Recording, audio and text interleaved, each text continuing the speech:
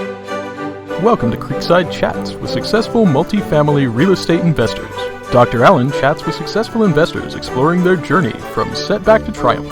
Through this window, we glimpse the truths that inspire our guests to invest abundantly and flourish in all areas of life. And now your host, Dr. Allen. Hello, welcome to Creekside Chats with successful multifamily real estate investors. I'm your host, Dr. Allen. With us today is Michael Brady, Executive Vice President of Madison 1031, a national qualified intermediary for tax-deferred exchanges. As a certified exchange specialist and attorney, his responsibilities include consulting with clients to provide guidance for the regulations affecting 1031 exchanges, as well as overseeing Madison 1031 exchanges, national sales, and marketing efforts. Also with us today is Alex Shandrovsky, who is a Silicon Valley seasoned entrepreneur. Starting with $3,000 loan, he built a multi-million-dollar catering business. As a senior business development representative for Madison 1031 exchanges, Alex builds multi-generational wealth for real estate investors. Welcome, Mike and Alex.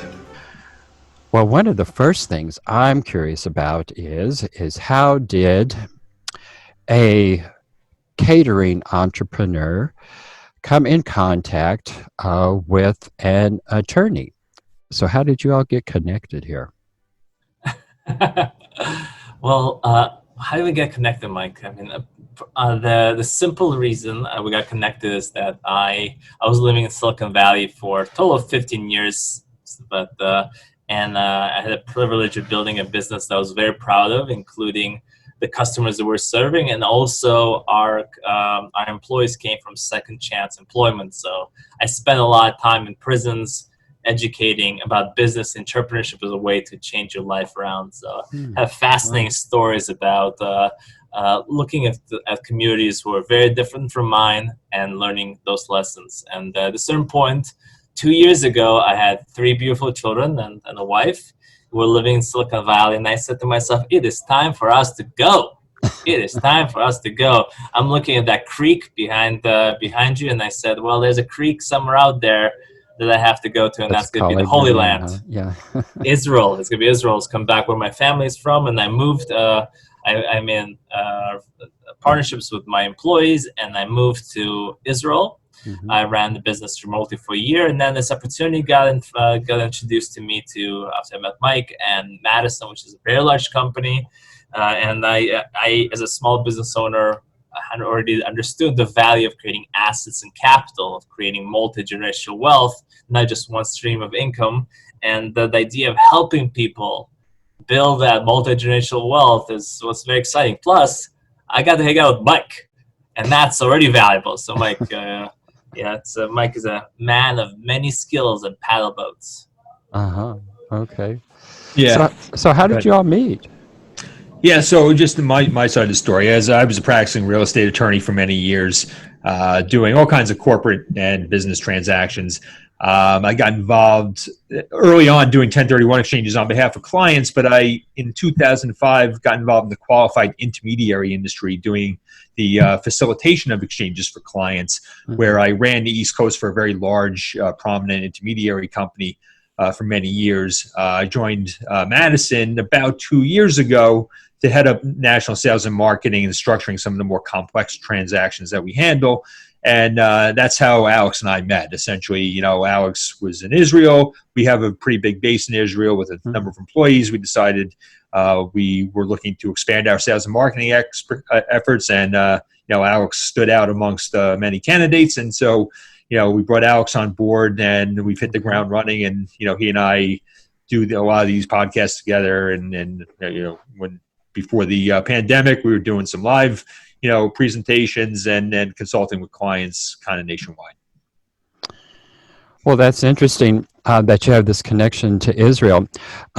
Does Israel have the same kind of tax structures so that they can do 1031 exchanges, or are these expatriates that you're dealing with there? Yes, actually, a 1031 exchange is when you're doing an exchange with 1031, or you're doing, again, a reinvestment of proceeds into an alternative into replacement property.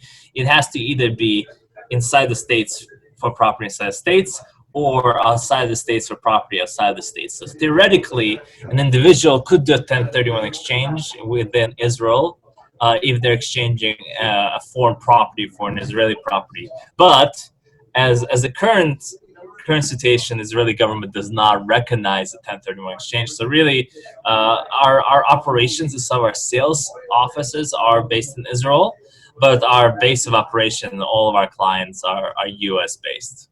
Oh, okay. Is there a chance you think Israel will be going to that kind of tax structure? That's one of the things that we actually did not have a government for 18 months. So Really? the concept of expecting anything in the Middle East or projecting things is a wonderful game of blackjack or whatever, or Russian roulette. So I don't make those predictions. What I do know is that the investors in the United States, we've been able to save them billions of dollars of capital gains tax, and it's been an extremely powerful tool for those investors to be able to build multi-generational wealth. And that's where we're going to focus. If something changes in Israel, then we could look there. But again, we're part of a massive company called Madison Title, which is one of the largest independently owned title companies as well. So we've been doing this for a very long time, and there's a lot of support that we can provide to real estate investors who are excited about keeping their money in the market and building wealth for themselves and hopefully for their kids, so they can be in that creek. I gotta love that creek.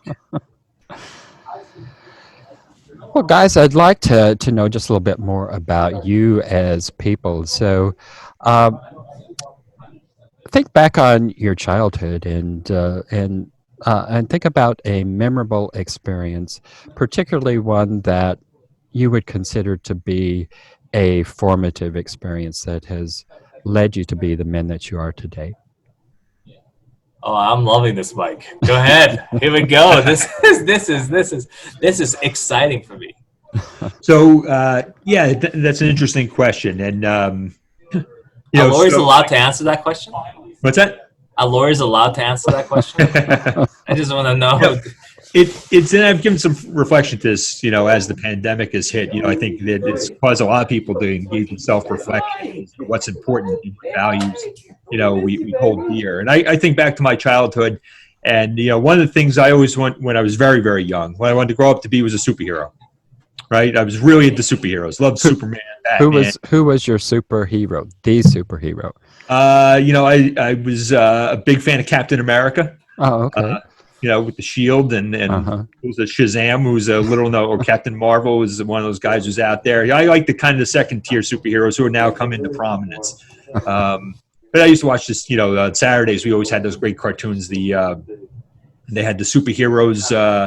I forget what it was called, but they had basically all the superheroes: the Superman, Batman, Wonder Woman. Then they had the the twins. Remember the twins? The Wonder Twins. The Wonder Twins. No, I don't even remember hearing about them. Okay.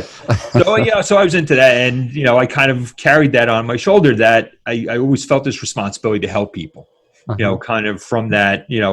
I did have. I was brought up in faith, but I guess part of the lessons I learned was from superheroes, that we should always take it upon ourselves to help people. And so that's really why I went to law school many, many years ago. I was a political science major, was very, very interested in that. I was kind of wondering what the next step was, and I looked at law, and I thought law was an interesting place to help people. I was fascinated by the law and the cases and everything else. I gravitated into transactional practice because I did not really like what I saw in my experience in litigation. It was too confrontational. Often you had to represent a viewpoint that maybe wasn't 100% your own, or that you felt strongly about. I mean, that's part of being a lawyer.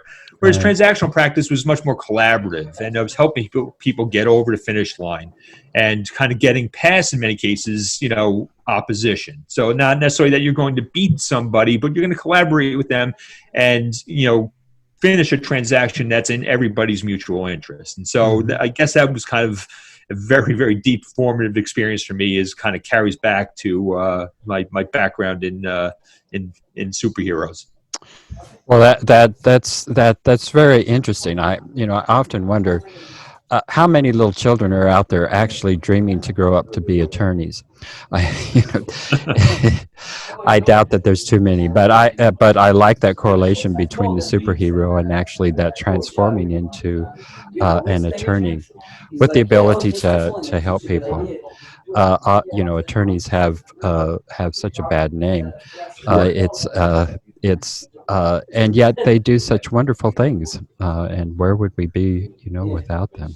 Yeah, So- and my colleagues that are in litigation practice, as you said, they do some wonderful things. There are people out there defending the environment. There are people out there, helping people with Absolutely, long accrues of crimes. So I don't want to certainly belittle litigation. It just was not my skill set. Yeah. And I found a different path.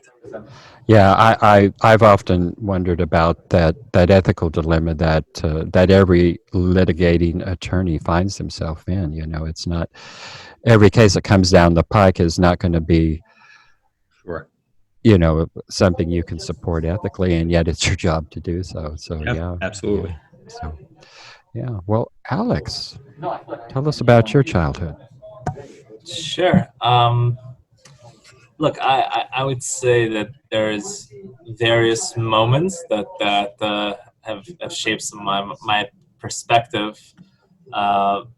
But I would say, for one, is I grew up in a very interesting time. I grew up in the former Soviet Union, and I was between these two opposites in my life, where my father and mother got married. My father was 21 and my mom was 17. My father actually was in Chernobyl. He was one of the individuals who cleared up Chernobyl after the disaster, right? Wow. And, a lot of the things that you see in the movie were so true. People were told that there's nothing nothing to worry about, just continue in. And my father was also a scientist, and he saved a lot of people by making sure there's some protective clothes. I was told that I was born, I was conceived before Chernobyl. But I do glow in the dark at times, so I think that there might be a confusion there. But on one hand, my father, during perestroika, which was a time of tremendous privatization in the former Soviet Union, my father became a very successful business owner. At times, he owned the airline companies, the railroad companies. He was on his way to become an oligarch. And on the other hand, my mom, from when I was born, she had a blood transfusion and got hepatitis C. Oh, wow. So in that time, hepatitis C was not something that a lot of people knew about. It's hard to diagnose, and also the transplant that was effective liver transplant didn't have the immune suppressants to have the liver transplant stay in the body and not get rejected. So that actually brought us to San Francisco to get medical help. So I would say my childhood was actually formed these two extremes of, on one hand, the life and death, and on the other hand, tremendous business success, which ultimately, unfortunately, my father lost all his money and during made ethical choices which prohibited him from being able to succeed financially at a time when you had to make difficult choices to succeed financially in the former Soviet Union. So I would think formatively, I was between these two extremes, and I, as a normal teenager, said to myself, I'll never be like my father. I'll never be an entrepreneur, because I want to be able to help people and bring meaning, especially when you have someone who is in a place of life and death, who's so close to you, ask bigger questions, even as a smaller young kid. So I actually became almost a monk for 6 years, from age of 18 to 24. Really? I was in a very religious sect. Wow. I wouldn't call it a cult, but I would say it would be a very extremely religious sect, which began from 6:30 in the morning of spiritual practice all the way to at 11 o'clock at night, and I did that for around 6 years. So, but ironically enough, I ended up being an entrepreneur, and I'm very close to my father, and I admire him tremendously. And after having my own kids and understanding what it means to be able to take care of your kids, I have a lot more gratitude and empathy for him, because he did the best that he could given his circumstances. So In terms of being formed with who I am, as I try to do my best to bridge the different worlds as an immigrant, as a business owner, as a person who asks big questions, gets deep with people quite quickly. I like to connect, so that gives a little of my background. So I never wanted to be a superhero. I guess I wanted to be a monk. A monk. I never would have guessed that. Not for the pink tie. You never thought that I wanted to be a monk for a pink tie. Kind of upset about that. Well, viewers and listeners, my guest today is Alec Shandrovsky and Michael Brady. They are both with, I forgot the name of your company. Madison Exchange. Madison Exchange, yes. 1031 Exchange Company.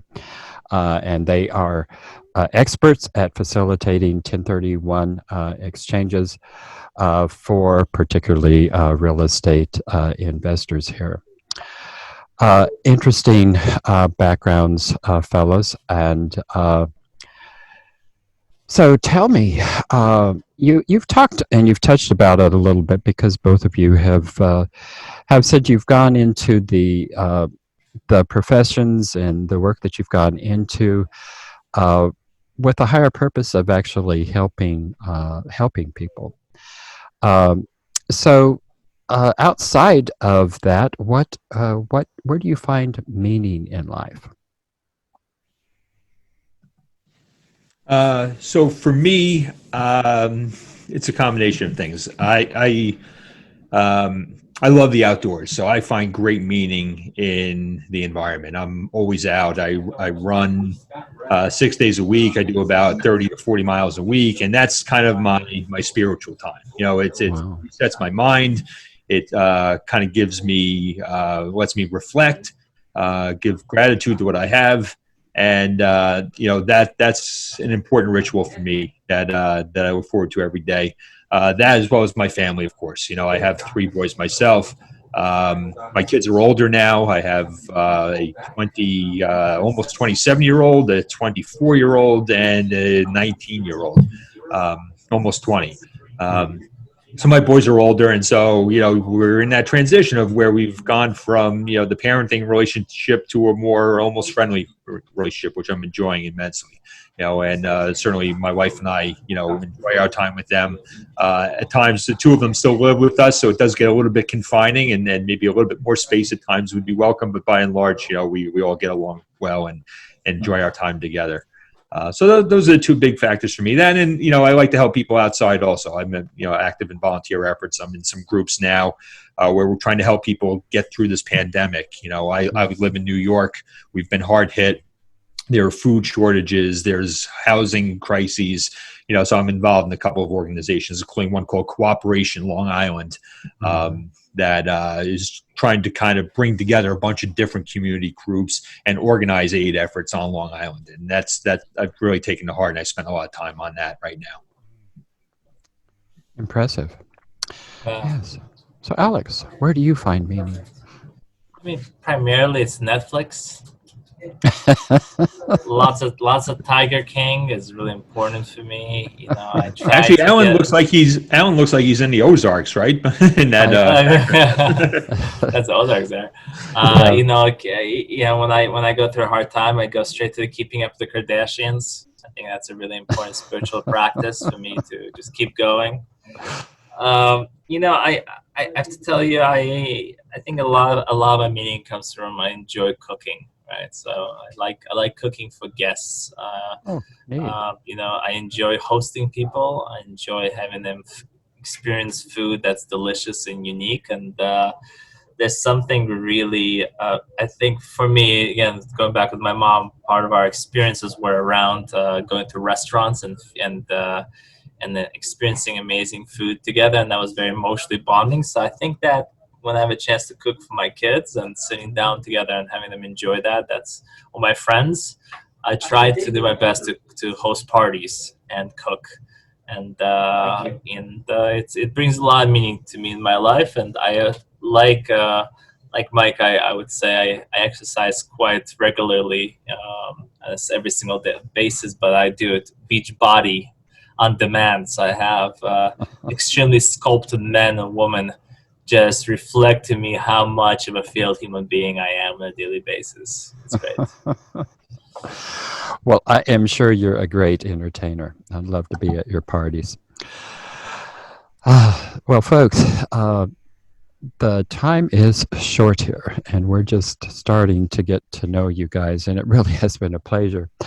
As I've started these podcasts, and with the intention really of getting to know the other side of people outside of who they are as successful business people, it has been a real surprise to me that the persona of the people I'm meeting are so different than how they present themselves business-wise, and it's just been a real joy to really see the other side of people here.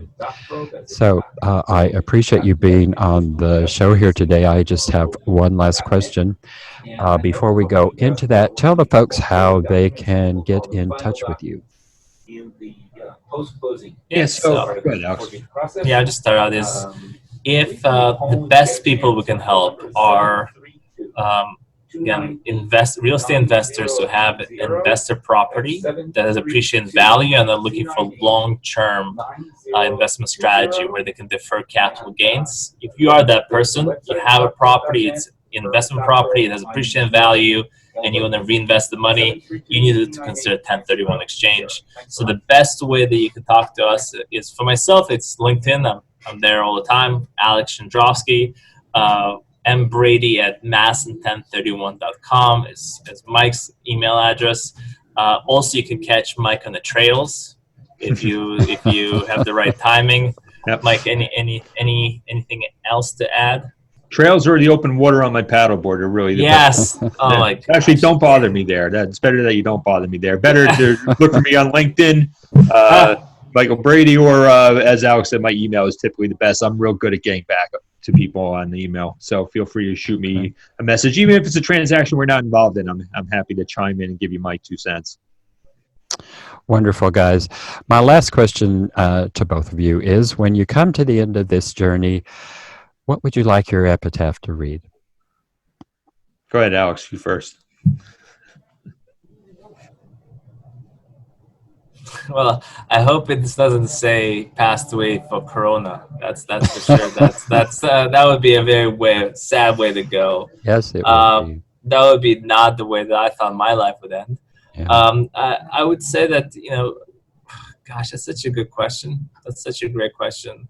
I definitely know the people that I want to. More importantly, what's written there, because it's funny, in my tradition, in our path, spiritual path, there's very little written on a stone. It says like he was a great dude. It was like he did stuff. He connected to the Almighty. He did good deeds.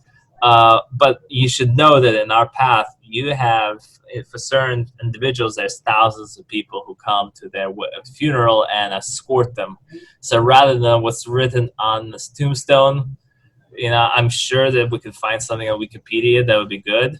I really want to know. I want to make sure that I'm being driven out with a party. I want to see a lot of tears. I want sadness. I want my kids on the ground crying. I want all of the emotion, all the pain. That's what Daddy wants. Yeah. For me, I'll answer it a little bit different. So you're Irish. It's very different, right, Mike? Yeah. Well, I've actually thought about what my last words most likely will be. Oh God! And they will be, my last words I predict will be, "Hey, watch this," and I'll wind up doing something risky and foolish, and that will be the end. Oh man! Like, but that's dark. That is dark. I've instructed my family that there are to be no black suits or actually formal wear at all at any ceremony commemorating my life and my passing. It should be Hawaiian shirts and basically beach casual wear. It doesn't matter what time of year it is. I don't care if we have a snowy New York. I don't want dark suits. It should be a celebration. So that's what I want. And I would hope that people would look back and reflect and say that I've helped them and I've made them laugh at some point. Probably with my last act. You see, we're so different. I want tears. I want ripped shirts. I want crying. I want people, literally, if they could flagellate themselves with a whip, and blood falling, I want that. I want to mean that much to people. We're so different, that Mike. Yeah. But we're still a great resource for 1031 exchanges. Yes. While we're still alive. Or that would be another good one, Alex. We could say, hey, he beat the taxes. Yeah. You beat the taxes, right? It's, where will I go now? Where will I go now? So, yes. Alan, Well, sweet. Alex and Mike, I have certainly enjoyed this today. And I would love to have you back on the show in a very short period of time here, because we're just getting started here. So I'd like to continue this conversation here. Yeah, this was great. This was fun. Thank you, Alan. Yes. This is different, Alan. This is different. Well, thanks for being on the show, guys. It's a pleasure. It's a pleasure to be here with you. There you go. Thank you for tuning in to Creekside Chats with successful multifamily real estate investors, brought to you by Steed Talker Capital. Steed Talker Capital works with both new and established investors nationwide, creating opportunities to flourish in all areas of life. As part of our efforts to make the world a better place, Steed Talker Capital contributes to activities and organizations committed to better understand the equine. These endeavors attempt to enhance the human treatment of horses worldwide. Steed Talker Capital, working for a world where all creatures great and small flourish abundantly. For resources to enhance your well-being through multifamily real estate investment, connect with us online at capital.steedtalker.com.